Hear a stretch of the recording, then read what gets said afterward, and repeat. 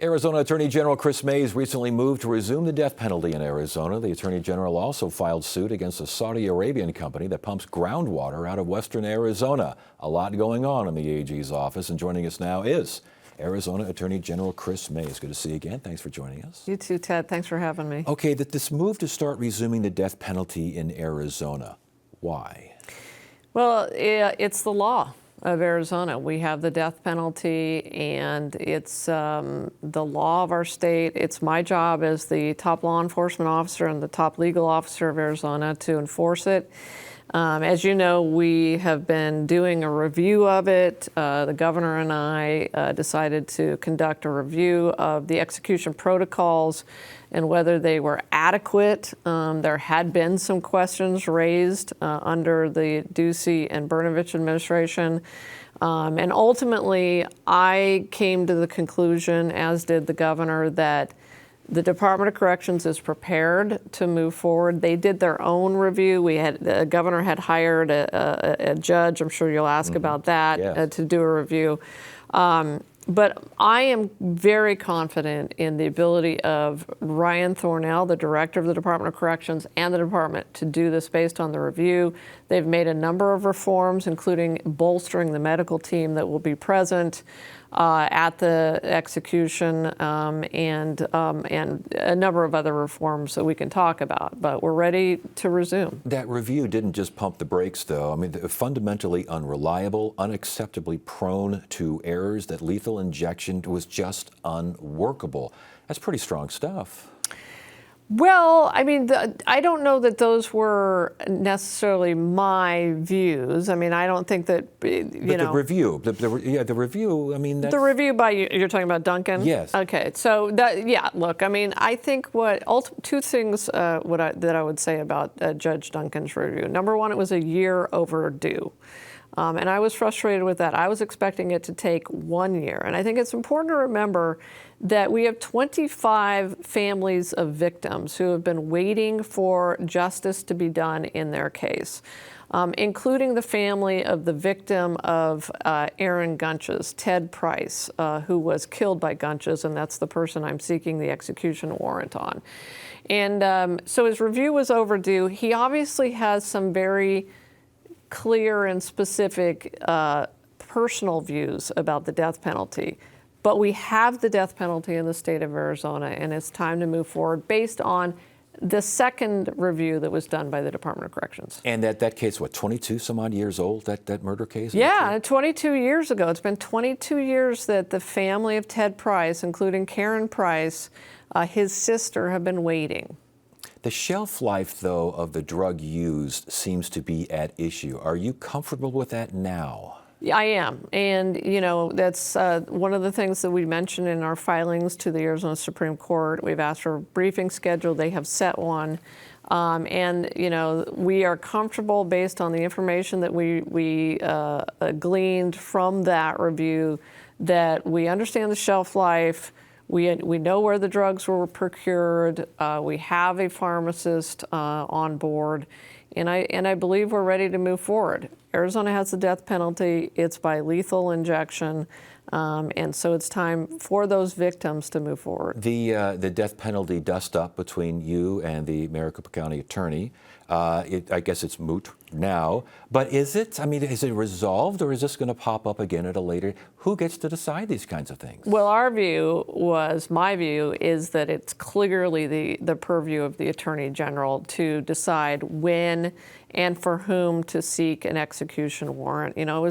I think it was a real distraction and unnecessary use of resources for Rachel Mitchell to make that claim that every county attorney in the state of Arizona could seek a death warrant from the Supreme Court. That would have been chaotic and totally inappropriate. So I think it's moot. We're moving forward, and I think the Supreme Court probably feels the same way. Think it's precedence then?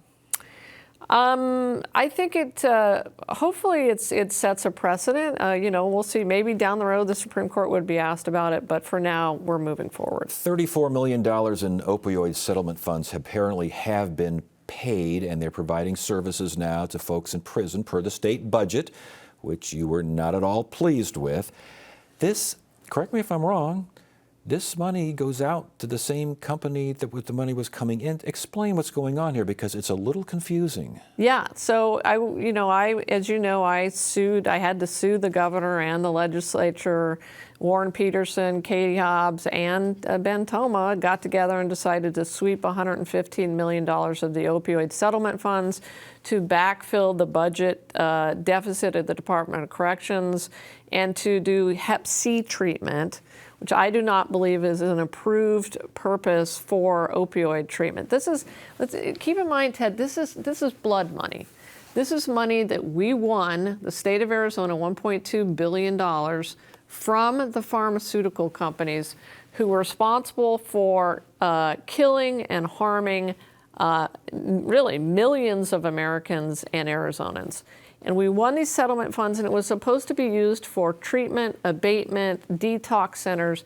And what the governor and the legislature, the Republicans in the legislature did was they swept it to use it as a backfill of the budget deficit and Hep C treatment. That was inappropriate. On top of that, we learned recently that they spent $33 million of it on a company called Cardinal Health. Well, probably most people don't know what Cardinal Health is. But Cardinal Health is one of the defendants. The opioid defendants got $33 million of their money back from the state of Arizona. That is inappropriate. And it's not just inappropriate, Ted, it's offensive to the victims of and the families of the people who are affected by this. Offensive, inappropriate, but legal as defined by the court and as defined by the budget. I mean, you went to court on this. I did. I mean, I lost that, but the judge did say, you can sue them again after the fact, after the prisons spend the money, but of course that's very hard to do, to recoup that money. Here's what I would like to see happen going forward. I want to see the legislature spend this money and the governor on the purposes it was meant to be spent on. As I travel the state of Arizona, I was just in Graham County talking to folks in Graham County about their desperate need for a detox center. We should have been spending this money on detox centers, on jail reentry programs, on treatment, on education, instead of backfilling a budget deficit that they didn't need to do because they have $1 billion surplus, $1 billion rainy day fund that they could have used instead. Are you still worried that this violates the settlement deal? I mean, you can be worried about it, but that court order pretty much what? You're not pretty much? Well, I worry about what the federal judge who, oversaw the original settlement agreements thinks about this. And I hate to see the state of Arizona. And let me also say the local governments who are getting these settlement funds are doing a great job spending the money. But I hate to see Arizona be held up, and it is nationally, be held up as one of the states that's misusing opioid dollars this way. We need to fix that. We don't want to be in that category. Last point on this. If Cardinal Health were not the company dealing with, you're not dealing with the same company that went in, goes out, would that make a difference? Because the governor says, that would increase costs. That's not Well, look, if I don't care whether it increased costs just a little bit when you're talking about giving money back to one of the defendants. That is ridiculous. And look, we did a Google search on who provides Hep C treatment. There are a lot of companies that provide Hep C treatment. The governor and Warren Peterson did not need to send this money back to one of the opioid defendants who were responsible for killing people from the get-go. Did you need to file a lawsuit against the Saudi company that's pumping groundwater in western Arizona? And the interesting that you use public nuisance law in this lawsuit.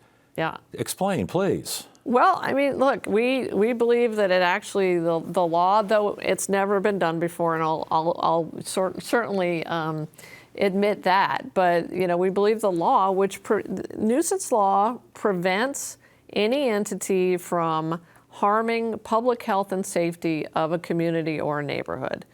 And that is exactly what is happening with this Saudi-owned company in western Arizona. They pump so much water out of the ground in La Paz County, in a place called the Rio Negros Basin, Plain, that 1 year, just last year, they pumped so much water, it was enough to serve 93,000 homes, Ted. 93,000 homes, just 1 year, just one farm, just so the Saudis can grow alfalfa in America and send the alfalfa back to Saudi Arabia to feed their cows. And it's sunk the ground by 9 inches. It's dewatering the wells of some neighbors around it in the community, including a Baptist church.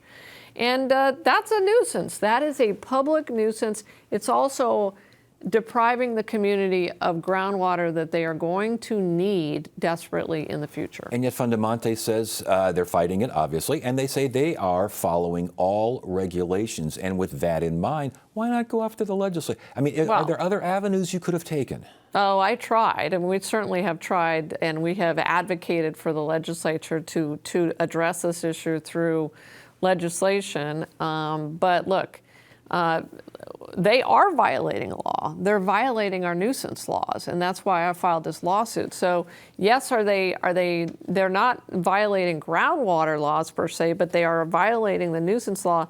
And yes, this lawsuit, and one that I may very well file against the Riverview Dairy down in Cochise County, is necessary because of the legislature's inaction. They've been AWOL on this issue. I was going to say, Southeast Arizona looks like it's another target as far. So this nuisance law looks to be, what, a new tool that you plan on using more often? I'll use it whenever I need to use it to protect Arizonans. Before you go, the fake electors case. What's going on with that? I mean, we got so many other things going on, and yet fake electors seems like it's a little bit under the radar. Did the election of Donald Trump change anything as far as your office is concerned? No, nothing. Because, the justice system does not, bend with the political winds. I don't believe the case. I have no intention of dropping the case.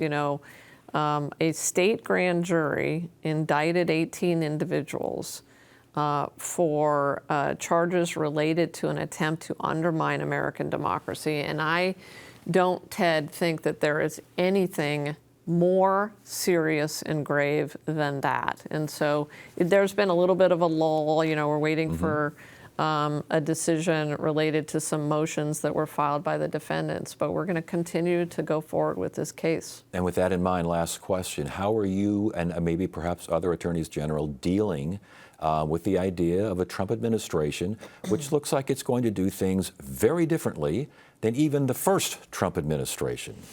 Yeah, well, obviously, wherever we can do things together with the federal government, including protecting consumers and making our border more secure and fighting the fentanyl crisis that we have, which we've been trying to do. I thought that we should have passed the bipartisan border bill, which Donald Trump tanked, for political purposes. But yeah, we're preparing, the Democratic AGs across this country, all 24 of us, are preparing to stand firm on behalf of the rights of all Americans, fundamental rights, our constitutional rights. And if the president-elect tries to undermine our Constitution, tries to enact a national abortion ban, for instance, tries to deport dreamers, for instance, tries to undermine the Affordable Care Act, the Democratic AGs, including this one in Arizona, will stand against him. Attorney General Kris Mayes, always a pleasure. It's good to see you again. Thank you so much for joining us. Thank you, and happy holidays to you and everybody out there.